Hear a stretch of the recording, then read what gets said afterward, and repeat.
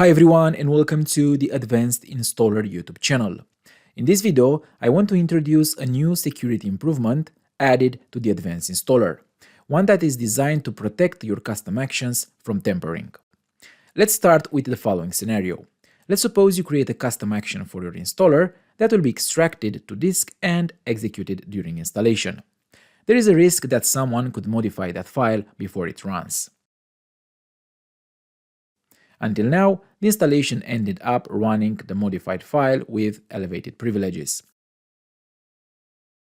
With this new improvement, Advanced Installer verifies that the custom action being executed is exactly the same as the one originally included in the package.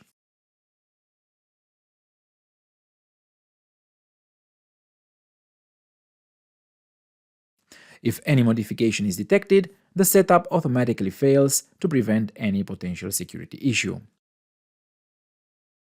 You can also notice this in the log file, where the following error message is displayed: PowerShell script content integrity check failed. In conclusion, this new security enhancement adds an extra layer of protection to your installers. For more guides and tutorials, check out the Advanced Installer YouTube channel or visit the Advanced Installer blog.